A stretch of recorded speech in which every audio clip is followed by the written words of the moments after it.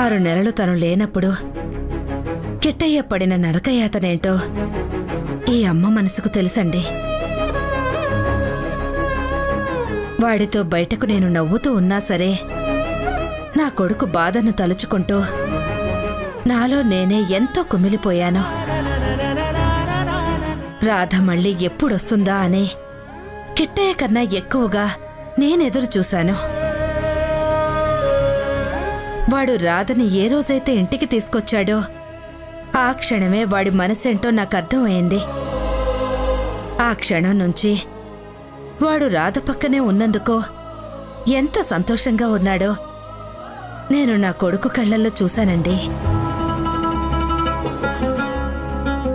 ఈ 6 నెలలు వాడిలో కనీసం జీవం కూడా నాకు కనిపించలేదు. మళ్ళీ రాధని చూశాకే వాడి కళ్ళల్లో ఆనందం కనిపించింది. ఆ అమ్మాయి త్వరగా కళ్ళు తెరవాలి, నేను ఆ అమ్మాయితో మాట్లాడాలి, అన్ని విషయాలు తెలుసుకోవాలి, తొందరగా వాళ్ళిద్దరికీ పెళ్లి చెయ్యాలి.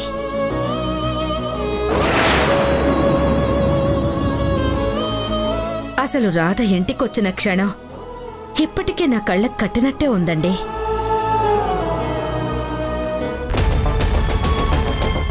అమ్మ రాధ గురించి ఇలా ఆలోచిస్తుందేంటి? ఇప్పుడు రాధకు స్పృహొస్తే గతం మొత్తాన్ని అడుగుతుంది. అసలు వెళ్ళిపోయిన రాధ ఈరోజు ఎందుకొచ్చింది?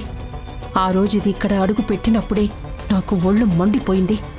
రాధ వచ్చినప్పుడు నీ కొడుకు కళ్ళల్లో ఆనందాన్ని నువ్వెలా చూసావో ఆ రాధ అడుగు పెట్టిన క్షణంలో నా కోపాన్ని నేను కూడా మర్చిపోలేను అమ్మా.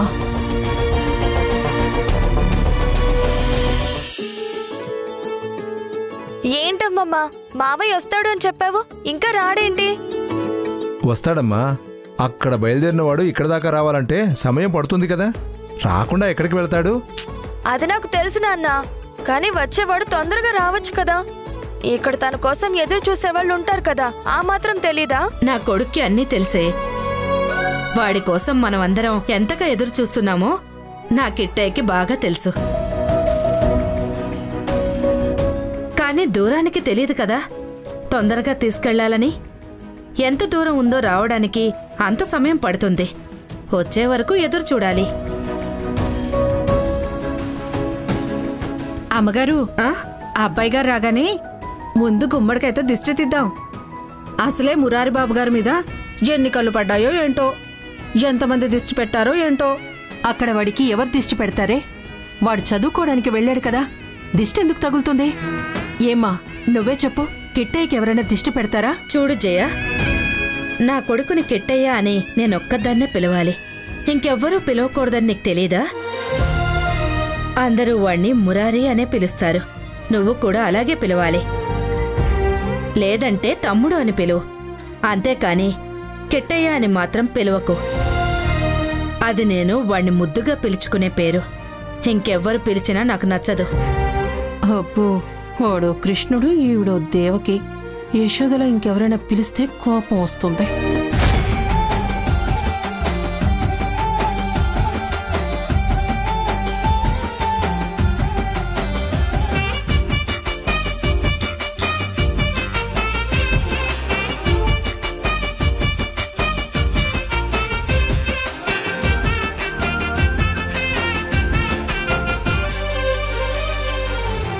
రా కిట్టయ్య.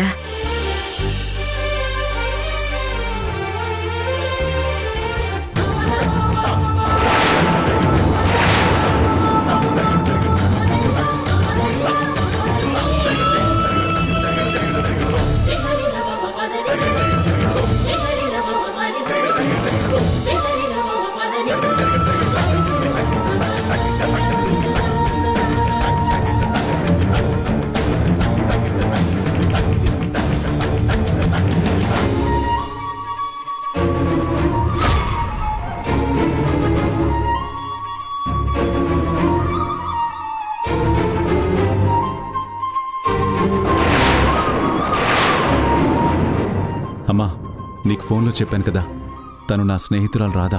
నమస్తే ఆంటీ. లక్షణంగా లక్ష్మీదేవిలా ఉన్నావు. మా కిట్టయ్య నీ గురించి చెప్పాడు. నువ్వు వాడి స్నేహితురాలు అంటే మా ఇంట్లో మనిషివే. నీకు ఈ ఊరు ఈ ఇల్లు స్వాగతం పలుకుతోందమ్మా.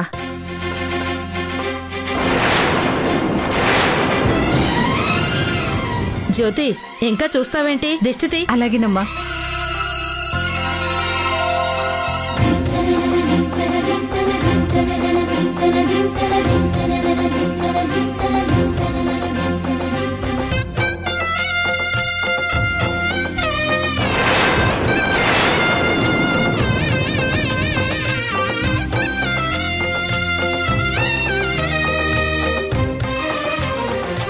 రండి లోపలికి.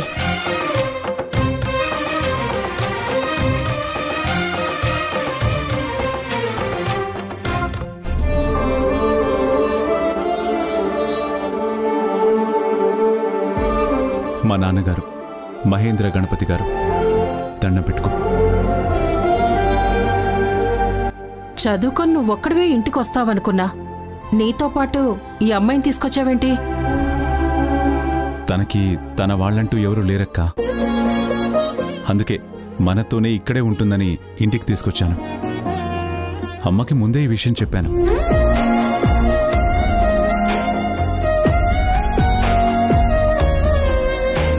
ఎవరూ లేకపోతే ఏ అనాథ శరణాలయంలోనూ ఉంచాలి. అంతేకాని ఇలా ఇంటికి తీసుకురావడంలో అర్థమేంటో. వాడి స్నేహితురాలని చెప్పాడు కదా, ఇంకా ఎందుకలా అడుగుతున్నావు? అయినా ఇంత పెద్ద ఇల్లుంది, ఇంట్లో ఇంతమంది ఉన్నప్పుడు ఆ అమ్మాయి ఒక్కతే ఇంట్లో ఉండడం వల్ల అభ్యంతరం ఏముంది? ఇది నా కిట్టయ్య నిర్ణయం. దాన్ని కాదని ఎవరు అనడానికి వీల్లేదు. చెప్పాను కదమ్మా, నువ్వేంటి మనిషివి, నువ్విక్కడే సంతోషంగా ఉండు.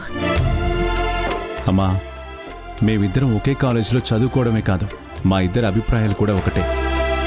రైతులకు ఏదో ఒకటి చేయాలని, వ్యవసాయాన్ని మరింత అభివృద్ధి పరచాలని, మన ఊరి రైతులకి నాణ్యమైన విత్తనాలు ఇక్కడ వాళ్ళకు అందుబాటులో ఉంచాలనేదే మా ఇద్దరి అభిప్రాయం. చాలా సంతోషం. అమ్మాయి పద్ధతి ఏంటో అమ్మాయిని చూస్తే అర్థమవుతుంది. అమ్మాయి అభిప్రాయం ఏంటో నువ్వు తెలుసుకున్నానని చెప్తున్నావు. అన్నం పెట్టే అన్నదాత గురించి ఆలోచించేవాళ్ళు అమ్మ గురించి కూడా ఎంత గొప్పగా ఆలోచిస్తారో నాకు తెలుసు. తనిక్కడే ఉంటుంది.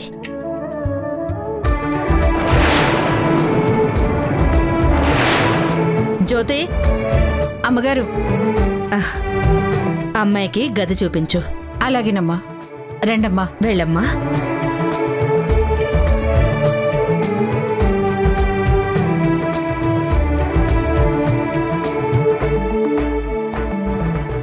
ఏంటమ్మా ఇది? అమ్మ మెంటి తనకి సపోర్ట్ చేస్తుంది. మావయ్య నాకు గిఫ్ట్ తీసుకొస్తాడు అనుకుంటే తన్నెవరినో తీసుకొచ్చాడు. అసలు ఏం జరుగుతుందమ్మా? ఎందుకే అనవసరంగా భయపడతావు? స్నేహితురాలని చెప్పాడు కదా, స్నేహితురాల్లాగానే ఉంటుంది. అలాగే చూద్దాం. కాదు అంటే అప్పుడు ఆలోచిద్దాం. అభిప్రాయాలు కలిశాయని కూడా చెప్పాడు. అది కూడా గుర్తుపెట్టుకోవడం మంచిది. ఏదేమైనా అమ్మాయి లక్షణంగా ఉంది. అత్తయ్య గారికి కూడా నచ్చింది. ఇద్దరూ ఒకే కాలేజీలో చదువుకున్నారు, ఒకే అభిప్రాయాలు పంచుకున్నారు. ఇంకా అందులో కాదనడానికి ఏముంది? మీరు కాస్త నోరు మూసుకుంటారా?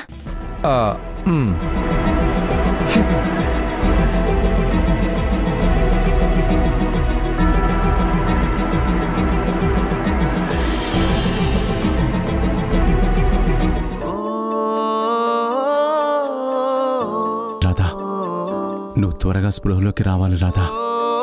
నేను నీతో మాట్లాడాల్సిన మాటలు చాలా ఉన్నాయి. మనం పంచుకోవాల్సిన విషయాలు కూడా చాలా ఉన్నాయి.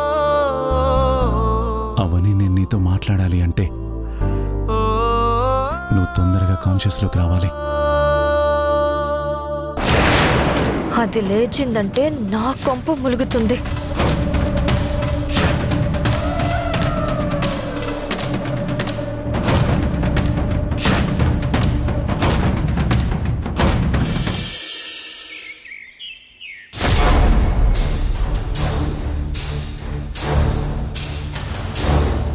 అదేంటి, ఆ రాధ వెళ్ళిపోయింది? ఇంక నీకు ఎలాంటి ఇబ్బంది లేదు? మీ మామయ్యకి నీకు పెళ్లి జరిగిపోతుందని అందరం అనుకున్నాం కదా. మళ్ళీ ఇదేం కొత్త కదా? ఇది మామూలు ట్విస్ట్ కాదే. వీళ్ళ మామయ్య మురారి రాధ ప్రేమించుకున్నారని అందరికీ తెలుసు. వాళ్ళిద్దరికీ పెళ్లి చేయాలని పెద్దావిడ కూడా నిర్ణయించుకున్నారు. అలాంటి సమయంలో ఈ రాధ ఇంటి నుండి వెళ్ళిపోయింది. వాళ్ళ మామయ్య తనకే సొంతమని సత్యం మురిసిపోయింది. ఇంక తన పెళ్ళైపోతుందని అనుకుంటున్న సమయంలో ఆ రాధ తిరిగొచ్చింది. ఇంక దీని జీవితం అడవి కాచిన వెన్నెలే. నార్మల్, ఏం మాట్లాడుతున్నారో అర్థమవుతుందా? మా మీద కోపాన్ని పెంచుకోవడం కాదే, జరుగుతున్నది చూస్తుంటే నీకు ఆ మాత్రం అర్థం కావట్లేదా? అవునే, చిన్నప్పటి నుంచి మా మావయ్యే నా భర్త అనుకున్నాను. తనతోనే నా జీవితం అనుకున్నాను. ఈ ఇంటి కోడలుగానే ఉండాలి అనుకున్నాను. నాకన్నా ఎక్కువగా నన్ను ఈ ఇంటి కోడల్ని చెయ్యాలని మా అమ్మ కూడా కలలు కంది. మా అమ్మ నన్ను అలాగే పెంచింది. అందుకే నా శ్వాస ధ్యాస అంతా మా మావయ్యే. ఒకరోజు మా మావయ్య అదిగో ఆ మహాతల్లిని ఇంటికి తీసుకొచ్చాడు. అప్పుడే మాకు అనుమానం వచ్చింది. ఆ తర్వాత వాళ్ళిద్దరూ ప్రేమించుకున్నారు అని తెలిసే మా అమ్మమ్మ వాళ్ళ పెళ్లి చేస్తాను అంది. ఆవిడికి ఊళ్ళోనే కాదు, ఇంట్లో కూడా ఎవ్వరూ ఎదురు చెప్పలేరు. అందుకే నాలో నేనే బాధపడుతున్నాను. కానీ అది సడన్గా వెళ్ళిపోయింది. దరిద్రం వదిలిపోయింది అనుకున్నాను. 6 నెలలు ఇది తిరిగి రాకపోయేసరికి మా మావయ్యతో మంచిగా మాట్లాడుతూ నా ప్రేమతో మా మావయ్యని నా వైపు తిప్పుకోవాలనుకున్నాను. అంతా బాగుంది అనుకునేసరికి ఆ మహాతల్లి మళ్ళీ ఇలా వచ్చింది. ఇప్పుడేం చేయాలో అర్థం కావట్లేదు. అర్థం కావట్లేదని కూర్చుంటే జీవితంలో అనర్థం జరిగిపోతుంది. అలా కాకూడదు అంటే ఆ రాధ ఇక్కడ ఉండకూడదు. ఒకే వరలో 2 కత్తులు ఇమడవు. అలాగే ఒకే ఇంట్లో 2 కొప్పులు ఉండకూడదు. సవతి పోరు అస్సలే ఉండకూడదు. నువ్వు ఈ ఇంటి మనవరాలివి. నీ కల నెరవేరాలంటే కలలో కూడా ఈ రాధ ఈ ఇంట్లో కనిపించకూడదు. ముందు అది తెలుసుకో. ఆ సంగతి నాకు తెలిసే, కానీ ఏం చేయాలో అర్థం కాకే తల పట్టుకు కూర్చున్నాను. చూడు సులోచన, మా ఇంట్లో ఏదో జరుగుతుంది, అందరూ ఏదో ఆలోచిస్తూ ఉన్నాము అని నువ్వు వడ్డీ డబ్బులు ఇవ్వడం మాత్రం మర్చిపోకు. నేను దేనినైనా మర్చిపోతానేమో కానీ ఇచ్చిన డబ్బులకు వడ్డీ తీసుకోవడం మాత్రం మర్చిపోను. నా దగ్గర డబ్బు తీసుకున్నప్పుడే చెప్పాను కదా, మీరు తిండి తినడం మానేసినా ప్రాణాల మీదకొచ్చి చచ్చిపోతున్నా సమయానికి నాకు వడ్డీ ఇవ్వకపోతే నా కోపాన్ని ఎవ్వరూ తట్టుకోలేరని. రేపు తెల్లారేసరికల్లా వడ్డీ నా చేతుల్లో లేదనుకో, రేపు మధ్యాహ్నం మీ ఇంట్లో మా మనుషులుంటారు. ఇంట్లో ఉన్న సామాన్లన్నీ బయటకు విసిరేసి ఇల్లు తాళం వేస్తారు. గుర్తు పెట్టుకుని పొద్దున్నే డబ్బు పంపించు.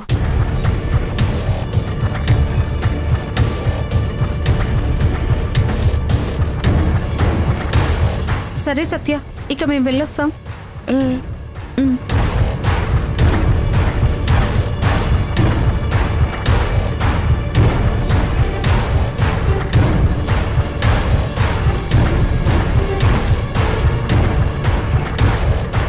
ఏంటే, ఏమైందలా డల్గా ఉన్నావు? ఇంకా ఏమవ్వాలమ్మా? నా జీవితం ఏమవుతుందో తలుచుకుంటూ ఉంటే భయం వేస్తుంది. నా ఫ్రెండ్స్ కూడా అదే అడుగుతున్నారు, ఇంక నీ బ్రతికేంటి అని. ఏం సమాధానం చెప్పాలో అర్థం కాక కూర్చున్నాను. వడ్డీ రాకపోతే నేను టెన్షన్ పడ్డట్టు నువ్వెందుకు ఇప్పుడు ఇంతలా టెన్షన్ పడుతున్నావు? ఇప్పుడు అంతగా ఏం జరిగిందని? ఇంకేం జరగాలమ్మా? ఈ రాధ ఇంక ఇంటికి రాదు, మావయ్య జీవితంలోకి రాదు. మావయ్యకు నువ్వే భార్యవి అని నువ్వు నాతో చెప్పావు. నేను కూడా నీ మాట నమ్మాను. ఎన్నాళ్ళు అదెక్కడా కనిపించలేదు కదా. ఇంక మావయ్యకి నాకు పెళ్లి జరిగిపోతుందని ఎన్నో కలలు కన్నాను. కానీ నా కలలు కలలుగానే ఉండిపోయేలా ఉన్నాయి. రాదు అనుకున్న రాధ కళ్ళ ముందుకొచ్చింది. మళ్ళీ మావయ్య కళ్ళల్లోకి ఆనందం వచ్చింది. అమ్మమ్మ ఈ ఇంటికి సంతోషం వచ్చిందని మురిసిపోతుంది. ఈ మహాతల్లి కళ్ళు తెరిచిందంటే వాళ్ళ కళ్యాణం గురించే మాట్లాడతారు. అప్పుడు నా పరిస్థితి ఏంటి అని ఆలోచిస్తున్నాను. ఆ భయం నాకు ఉందే. ఈ ఇంటికి కోడలు నువ్వే అవ్వాలి. నీ స్థానంలోకి ఇంకెవ్వరూ రాకూడదు. ఈ ఆస్తంతా ఐశ్వర్యం అంతా నువ్వే అనుభవించాలి. ఈ ఊళ్ళో అమ్మ తర్వాత పెద్దరికం నాదవ్వాలి. అందుకే కదా నేను ఈ ఇంట్లోనే ఉంటున్నాను. మీ నాన్న ఇల్లరికం వచ్చి వాళ్ల వైపు ఎంత వినయంగా మాట్లాడుతున్నా అన్ని సహిస్తూ భరిస్తూ మౌనంగా ఉన్నాను. ఇదంతా దేనికనుకున్నావు? నిన్ను నా తమ్ముడికిచ్చి పెళ్లి చేయటానికి. ఈ ఇంటి పెత్తనం ఊరి పెత్తనం నా చేతుల్లోకి తెచ్చుకోవడానికి. అలాంటిది ఎవత్తో వచ్చి తన్నుకు పోతుందంటే చూస్తూ నేనెలా ఊరుకుంటాను? ఇది ఇలా వస్తుందని నువ్వు నేను అనుకోలేదు కదమ్మా. మళ్ళీ వెళ్ళిపోతుందంటావా? అది వెళ్ళిపోవడానికి వచ్చినట్టు లేదు. వచ్చిందేమైనా తెలివిలో ఉందా? మాట్లాడే పరిస్థితిలో ఉందా? వచ్చిన దగ్గర నుంచి స్పృహ లేకుండా అలా మంచం మీద పడే ఉంది. తెలివి ఎప్పుడొస్తుందో తెలీదు. అసలు ఎందుకొచ్చిందో అర్థం కావడం లేదు. ఈ ఇంటి నుంచి వెళ్ళిపోయింది, ఇంకెప్పుడు వాడి జీవితంలోకి రాకూడదు అనుకున్నాను. రాదు అనే ఆశపడ్డాను. కానీ దెయ్యంలా అది మళ్ళీ తిరిగొచ్చింది. స్పృహలోకి రాని ఏం మాట్లాడుతుందో చూసి అప్పుడు ఏం చెయ్యాలో ఆలోచిస్తాను. ఒక్కటి మాత్రం గుర్తుపెట్టుకో, మురారికి భార్యవంటే నువ్వే, ఈ ఇంటికి కోడలివి నువ్వే, ఈ ఆస్తికి వారసురాలివి నువ్వే. ఈ ఊరు మీద పెత్తనం మా అమ్మ తర్వాత నాదే. ఇందులో ఎలాంటి సందేహం లేదు. ఆ స్థానంలోకి ఎవరు వస్తారన్నా ఊరుకునేది లేదు. చూడండి, మీ మాటలన్నీ అయిపోతే భోజనం చేద్దాం. ఎవరి మీద కోపంతోనో మీ కడుపు నిండిపోయినా నాకు ఆకలేస్తుంది. ఇదిగో అత్తయ్య గారు కూడా ఎదురు చూస్తున్నారు. వస్తారా? పదండి భోంచేద్దాం. ఎందుకు రాము? ఏ పాటు తప్పినా సాపాటు తప్పదు కదా. పదండి మెక్కుదురు గాని.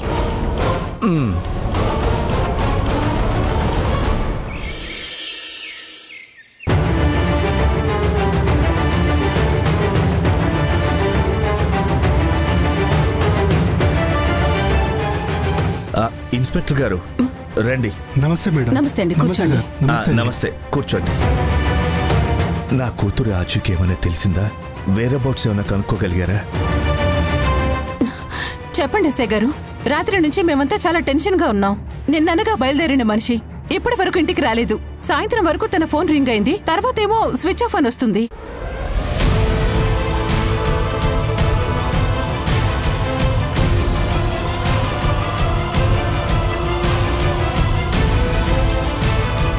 మా అందరికీ చాలా భయంగా ఉందండి.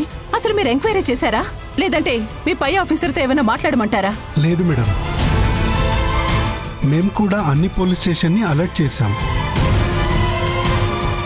మీరు కంప్లైంట్ ఇచ్చిన టైం ప్రకారం ఆ అమ్మాయి ఎక్కడి నుంచి బయలుదేరి ఆల్మోస్ట్ సిటీ అవుట్స్కర్ట్స్లో ఉండాలి. అందుకని సిటీ అవుట్ పోస్టులని మేము చెక్ చేస్తున్నాం.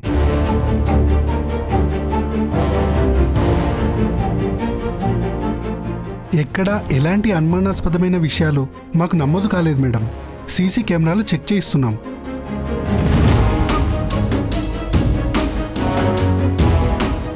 వెహికల్స్ ఏమైనా మూవ్ అయ్యాయా అని అన్ని వెహికల్స్ చెక్ చేశాం మేడం.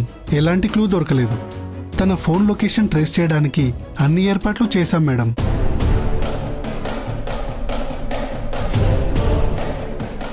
కానీ తన ఫోన్ స్విచ్డ్ ఆఫ్ వస్తుంది, కాబట్టి లొకేషన్ ట్రేస్ అవడం లేదు.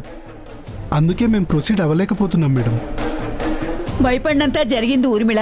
ఏదో సామెత చెప్పినట్టు అక్కడి నుంచి బయలుదేరిన మనిషి, ఆనందంగా వస్తున్న మనిషి ఇలా మాయమవడం ఏంటి? కనీసం ఫోన్ కూడా కలవకపోవడం ఏమిటి? ఖచ్చితంగా భానుకేదో జరిగింది, అందులో సందేహం లేదు.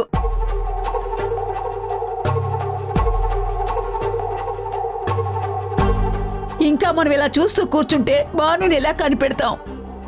అమ్మా, మీరు అనవసరంగా భయపడకండి. మేమందరం ఉన్నాం కదా, ఏదో ఒకటి చేద్దాం. భానుకేం కాకుండా చూసుకుందాం. అవునమ్మా, తను ఖచ్చితంగా వచ్చేస్తుంది.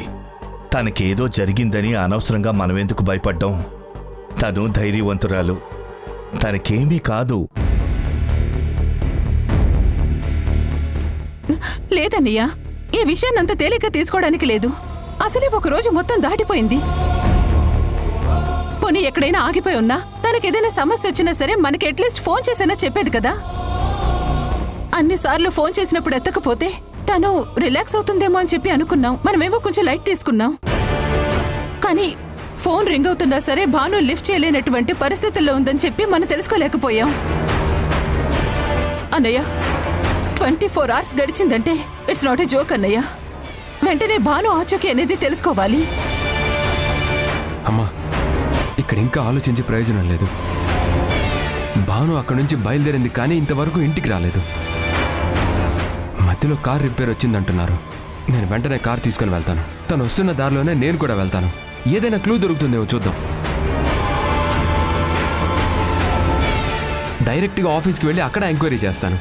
నేను మాత్రం ఇక్కడ ఉండలేనమ్మా. నేను కూడా బయలుదేరుతాను. కార్తిక్, నేను కూడా వస్తాను. ఇద్దరం కలిసే వెళ్దాం. వద్దు బావా, చాందిని చూసుకోవడానికి నువ్వు ఉండాలి. నువ్వుండు, నేను వెళ్తాను. పర్వాలేదన్నయ్య, ఇంట్లో అందరూ ఉన్నారు కదా, నాకేం కాదు. వదిన ముందు మీరు సేఫ్గా తీసుకురండి. ఇద్దరూ కలిసే వెళ్ళండి. అవును బాబు. అవును, చాందిని చెప్పింది నిజమే కార్తీక్. నువ్వు ఒక్కడివే వెళ్ళటం మంచిది కాదు. అసలే నువ్వు టెన్షన్లో ఉన్నావు. పార్థోని కూడా తీసుకెళ్ళు. మీరిద్దరూ కలిసే వెతకండి. భానుకేవీ కాకుండా తనని జాగ్రత్తగా ఇంటికి తీసుకొని రండి. అవును బాబు, నువ్వు వెళ్ళు, బయలుదేరు. జాగ్రత్తగా వెళ్ళరండి.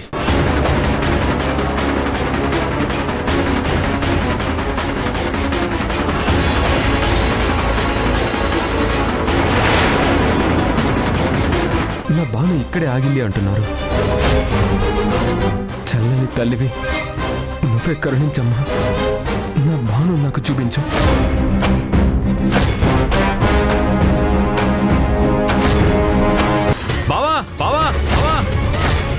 కార్తిక్, ఏంటి కార్తిక్, ఏమైంది?